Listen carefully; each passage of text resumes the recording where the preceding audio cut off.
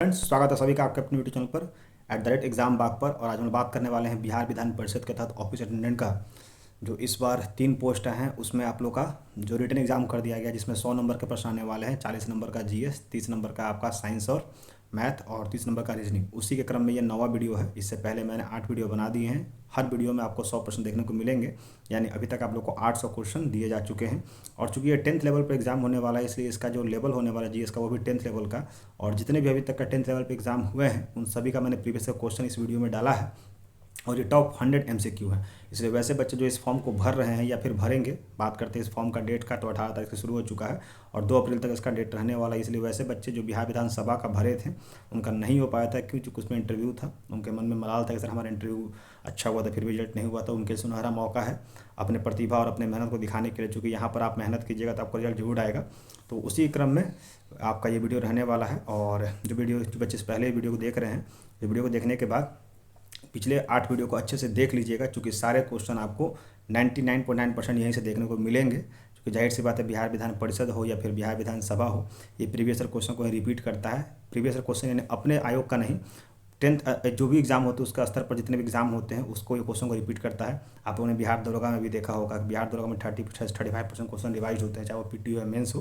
तो इसलिए मैंने तमाम क्वेश्चन को उठाकर आपको रखा है, जो कि आपके एग्जाम में हेल्प होगा। ठीक है, वीडियो शुरू करने से पहले जो नए बच्चे हमारे चैनल को देख रहे हैं उनको बताना चाहता हूँ कि इस चैनल पर आपको बिहार विधानसभा और बिहार विधान परिषद या फिर जितने भी एग्जाम होते हैं, आमतौर पर 2 एग्जाम पर यहाँ पर आपको मुख्य फ्री ऑफ कॉस्ट MCQ दिया जा रहा है। पहला बिहार विधानसभा और बिहार विधान परिषद के ASO का MCQ दिया जा रहा है, जो कि आपके लिए काफ़ी हेल्पफुल होने वाला है। साथ ही साथ आपको बिहार विधान परिषद के ऑफिस अटेंडेंट में जो 3 पोस्ट हैं उसके लिए भी आपको टॉप 100 MCQ दिए जा रहे हैं।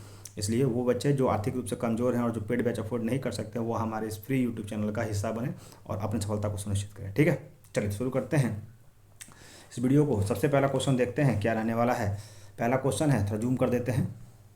पहला क्वेश्चन क्या है, मोतीलाल नेहरू स्पोर्ट्स स्कूल हरियाणा कहाँ स्थित है? तो हरियाणा में है सोनीपत, राई में, वहीं पर एक खोला गया है मोतीलाल नेहरू स्पोर्ट्स स्कूल। ठीक, नेक्स्ट कभी कभी पूछ लेता कहाँ पर है, तो राज्य पूछ लेता हरियाणा, और हरियाणा में जगह पूछ लिया तो राई सोनीपत। ठीक है, नेक्स्ट बात करते हैं, भारत के भूतपूर्व प्रधानमंत्री लाल बहादुर शास्त्री की मृत्यु कैसे हुई थी?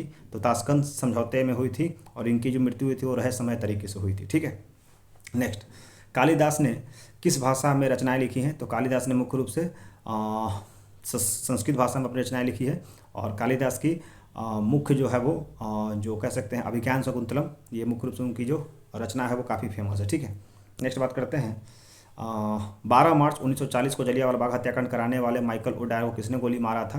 तो जलियांवाला बाग जो नरसंहार हुआ था 1919 में रॉलेट के खिलाफ में, उसी के क्रम में जो जनरल ओडायर ने जो गोली मारने का आदेश दिया था उसको मारा था उधम सिंह ने लंदन में। ठीक है, नेक्स्ट बात करते हैं, सत्यशोधक समाज की स्थापना किसने किया था? तो सत्य की शोध को किया था महात्मा ज्योतिबा फूले।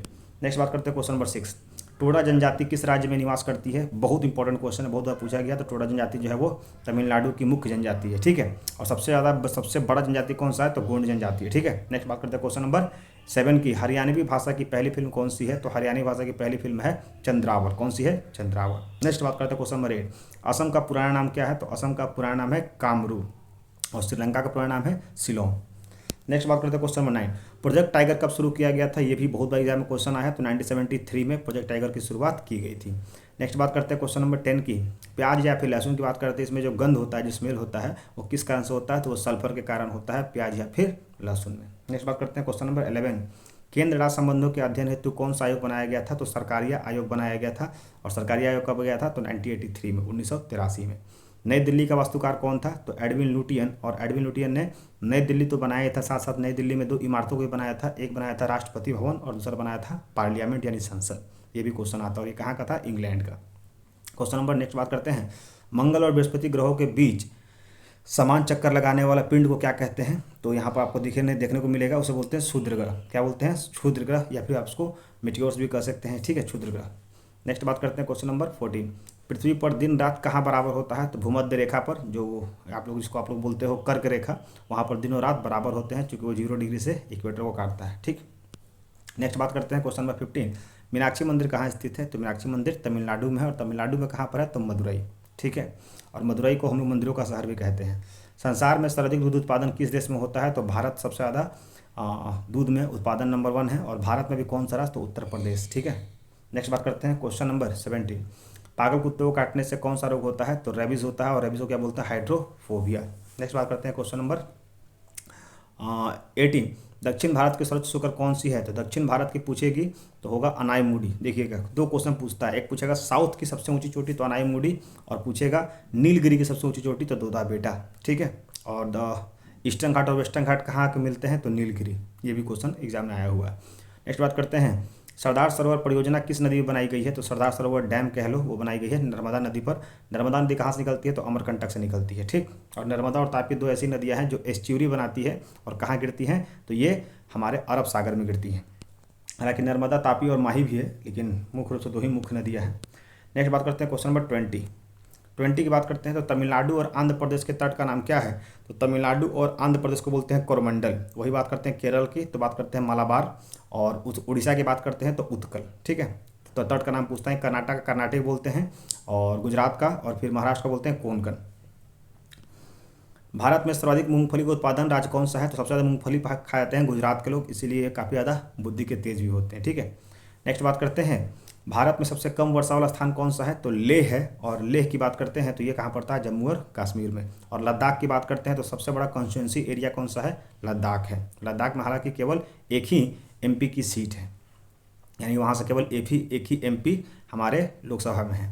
नेक्स्ट बात करते हैं क्वेश्चन नंबर 24। कौन सा ग्रह पृथ्वी की जुड़वा बहन कहलाती है? तो पृथ्वी की जुड़वा बहन कहलाती है शुक्र। ठीक, नेक्स्ट बात करते हैं, भारत में हरित क्रांति के जनक कौन है? तो वर्गीस कुरियन। और वर्गीस कुरियन की बात करते हैं तो मुख्य रूप से इन्होंने ग्रीन रेवोल्यूशन, नॉर्मन बोरलॉग। देखिए एक बात है, भारत में हरित क्रांति के जनक कौन कहलाते हैं? ये क्वेश्चन गलत है। अगर क्वेश्चन से पूछेगा कि विश्व में हरित क्रांति के जनक कौन है, तब होगा नॉर्मन बोरलॉग, और भारत में हरित क्रांति के जनक होंगे तो होंगे MS स्वामीनाथन। तीन तरह क्वेश्चन आते हैं, एक पूछेगा वर्ल्ड के हरित क्रांति के जनक, यानी वर्ल्ड में ग्रीन रेवोल्यूशन कौन लेकर आया था? तो नॉर्मन बोरलॉग, इन्हीं के नाम पर बोरलॉग पुरस्कार दिया जाता है एग्रीकल्चर में। और भारत के लिए होगा तो MS स्वामीनाथन, जिन्होंने ग्रीन रेवोल्यूशन की शुरुआत की थी 1966 में पंजाब में। और कौन सा फसल था? तो गेहूँ। ठीक, नेक्स्ट बात करते हैं, ये क्वेश्चन भारत हटा दिया तो सही है, और भारत लगा दिया तो फिर इसका आंसर हो जाएगा MS स्वामीनाथन। ठीक, दलदली भूमि में कौन सी गैस निकलती है? तो जो हमारी दलदल होती है उससे मीथेन गैस निकलती है, और मीथेन का फॉर्मूला क्या होता है? CH4। नेक्स्ट बात करते हैं क्वेश्चन नंबर 27। विटामिन ई का रासायनिक नाम क्या होता है? तो विटामिन ई का रासायनिक नाम होता है टोकोफेरोल। क्या होता है? टोकोफेरोल। नेक्स्ट बात करते हैं क्वेश्चन नंबर 28। 1984 में भोपाल का जो गैस ट्रेजेडी हुआ था, उसमें कौन सा गैस निकला था? बहुत बार क्वेश्चन पूछा गया है, तो मिथाइल आइसोसाइनाइड। और इस पर एक मूवी भी बनी हुई थी, और काफ़ी अच्छी मूवी है, जिसमें बताया था भोपाल गैस ट्रेजेडी। ठीक है, 1984।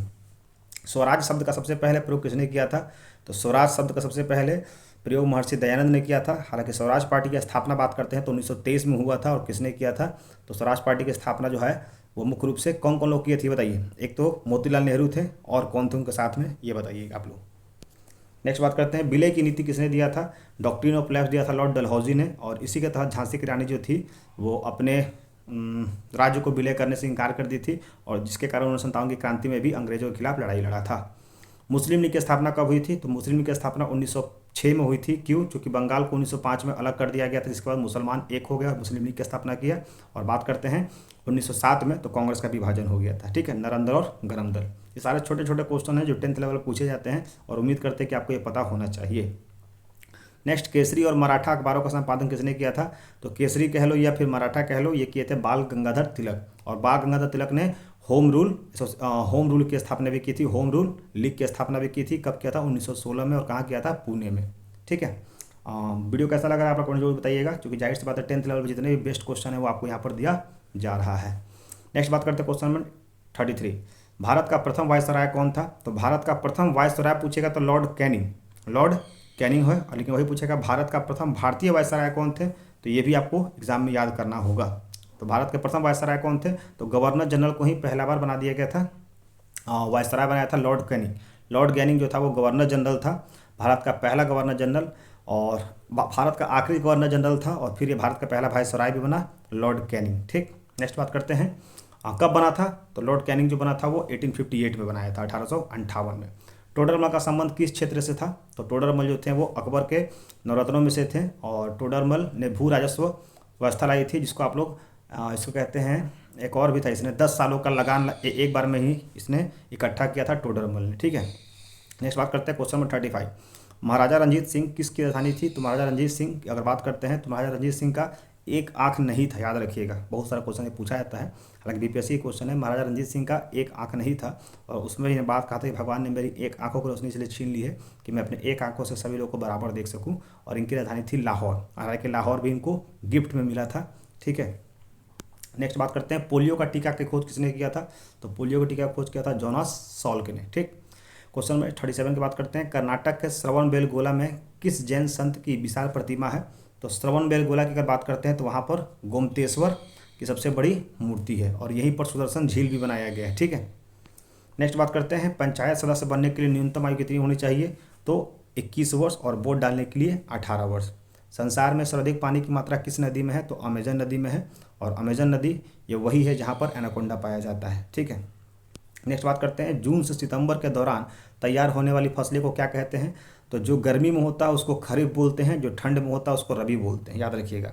गर्मी में जो होता है उसको हम लोग खरीफ बोलेंगे और जो ठंड में होगा उसको रबी बोलेंगे। तो जून हमारा मई जून गर्मी का होता है, जून से सितंबर ये होता है हमारा खरीफ। ठीक है, खरीफ में कौन सा होता है? तो आपका मुख्य रूप से ये धान होता है। नेक्स्ट बात करते हैं चंडीगढ़ में प्रसिद्ध जो रॉक गार्डन है उसे किसने बनवाया था? तो रॉक गार्डन को बनवाने वाले व्यक्ति का नाम था नेकचंद। क्या नाम था? नेकचंद। नेक्स्ट बात करते हैं क्वेश्चन नंबर 42, विश्व बैंक का मुख्यालय कहाँ स्थित है? तो विश्व बैंक यानी वर्ल्ड बैंक, तो वर्ल्ड बैंक की स्थापना अमेरिका में ही किया गया था और वहाँ की कैपिटल उसकी वाशिंगटन डीसी। डीसी का पूरा नाम की बात करते हैं तो वह है डिस्ट्रिक्ट ऑफ कोलंबिया। नेक्स्ट बात करते हैं क्वेश्चन नंबर 43 की, संसार में मीठे पानी का सबसे बड़ा झील कौन सा है? तो संसार में अगर पूछेगा मीठे पानी का झील तो वो हो जाएगा सुपीरियर झील। ठीक है, सुपीरियर झील, और इंडिया में पूछेगा तो बुलर लेक। ठीक है, दोनों याद रखिएगा। अगर पूरा वर्ल्ड का पूछेगा मीठे पानी का तो हो जाएगा सुपीरियर, और अगर सुपीरियर लेक, और अगर इंडिया का पूछेगा तो बुलर लेक। ठीक, योगेश्वर दत्त और सुनील कुमार का संबंध किस खेल से है? तो ये दोनों को दोनों कुश्ती यानी रेसलिंग से है। ठीक है, प्रथम स्वाधीनता संग्राम के समय भारत का गवर्नर जनरल कौन था? जब सबसे पहला 1857 की बात हो रही है तो लॉर्ड कैनिंग, मैंने बताया था कि लॉर्ड कैनिंग उस समय था, ये भारत का आखिरी गवर्नर जनरल था और उसके बाद इसका पोस्ट बढ़ा दिया गया था और फर्स्ट वायसराय के रूप में इसको नॉमिनेट किया गया था। ठीक है, नेक्स्ट क्वेश्चन नंबर 46 की बात करते हैं, आज़ादी के बाद देशी रियासतों का एकीकरण के लिए कौन उत्तरदायी था? तो जाहिर सी बात है जब हमारा देश आज़ाद हुआ था तो हमारा देश अलग अलग प्रांतों में बटे हुए थे और सबको एक करने की जिम्मेदारी जो थी वो हमारे सरदार वल्लभ भाई पटेल को दिया गया था, जिनको आयरन मैन के नाम से जाना जाता है, और ये भारत के पहले उप प्रधानमंत्री के रूप में भी जाने गए थे और ये काफ़ी अच्छे कार्य करने के लिए जाने जाते थे। ठीक है, नेक्स्ट बात करते हैं फ्रंटियर गांधी किसे कहा जाता था? तो फ्रंटियर गांधी खान अब्दुल गफ्फार खान को कहा जाता था। कूका आंदोलन किसने चलाया था? तो कूका आंदोलन बहुत बार एग्जाम में आया है, ये चलाया गया था गुरु राम सिंह के द्वारा। और कहाँ चलाया गया था?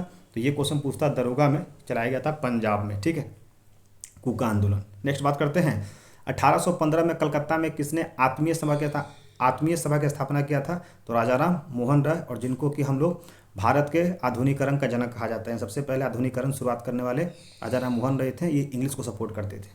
शिवाजी के मंत्रिमंडल का नाम क्या था? तो ये अष्टप्रधान था, जिस तरह से अकबर का नवरत्न था तो इनका अष्टप्रधान था। ठीक है, नेक्स्ट बात करते हैं क्वेश्चन नंबर 51, गुरु तेग बहादुर की हत्या किसने करवाई थी? तो गुरु तेग बहादुर सिखों के जो 9वें गुरु थे इनकी हत्या औरंगजेब ने करवाया था। ठीक है, शाहजहां ने अपनी बेगम मुमताज महल की याद में कौन सा स्मारक बनवाया था? तो सबको जानते हो वो ताजमहल बनवाया गया था आगरा में। किस मुगल बादशाह के शासनकाल में चित्रकला अपनी चरम सीमा पर था? तो चित्रकला को अपनी चरम सीमा पर करने वाला था जहांगीर। ठीक है, आई थिंक वही होगा, जहांगीर होगा, जहांगीर। नेक्स्ट बात करते हैं क्वेश्चन नंबर 54, सिख धर्म के किस गुरु को जहांगीर ने हत्या करवाई थी? तो सिखों के 5वें गुरु को इसने हत्या करवाया था और सिखों के 9वें गुरु को औरंगजेब ने मरवाया था। सिखों के 5वें गुरु कौन थे? गुरु अर्जुन देव। ठीक है, नेक्स्ट हुमायूं नामा की रचना किसने करवाया था? तो हुमायूं नामा की रचना हुमायूं के बाबर की जो बेटी थी वो उसने करवाया था, और बाबर की बेटी का नाम क्या था? तो गुलबदन बेगम। एक मिनट, हुमायूं नामा की रचना जो है वो हुमायूं नामा की, हाँ, इसकी बहन ने करवाया था, गुलबदन बेगम ने। ठीक है, नेक्स्ट बात करते हैं किसने अपनी विजयों के उपलक्ष्य में चित्तौड़गढ़ में विजय स्तंभ का निर्माण करवाया था? तो बात करते हैं किसने अपने विजयों के उपलक्ष्य में चित्तौड़गढ़ के विजय का स्तंभ निर्माण करवाया था? तो ये है राणा सांगा ने। ठीक है, राणा सांगा ही होगा, हाँ, राणा कुंभा। नालंदा विश्वविद्यालय की स्थापना किसने किया था? तो नालंदा विश्वविद्यालय की स्थापना किया था कुमारगुप्त ने। नेक्स्ट बात करते हैं जगन्नाथ मंदिर किस राज्य में है? तो ये पुरी में है, और इस मंदिर की बात करते हैं तो इसमें 3 जो प्रतिमाएं हैं, ये तीनों प्रतिमाएं जो हैं वो लकड़ी की बनाई गई है। नेक्स्ट बात करते हैं क्वेश्चन नंबर 59, तराइन का प्रथम युद्ध किसके बीच में हुआ और कब हुआ? तो 1100 आई थिंक 1159 में हुआ था। ठीक है, 1159 में हुआ तराइन का युद्ध और ये हुआ था पृथ्वीराज चौहान और मोहम्मद गौरी के बीच में। नेक्स्ट बात करते हैं क्वेश्चन नंबर 60। शून्य की खोज करने वाले कौन थे? तो हमारे भारत के थे आर्यभट्ट ने। सिकंदर का शिष्य कौन था? तो अरस्तु था। सिकंदर के सेनापति कौन था? तो सेल्यूकस निकेटर था। नेक्स्ट बात करते हैं 63। गुप्त वंश का संस्थापक कौन था? तो श्रीगुप्त था। और नेक्स्ट बात करते हैं क्वेश्चन नंबर 64। कुंभ के मेले का शुभारंभ किसने किया था? तो कुंभ का मेला भारत में कहाँ लगवाया जाता है? तो 3 जगह लगाया जाता है कुंभ का मेला, और ये हर्षवर्धन ने शुरुआत किया था। ठीक है।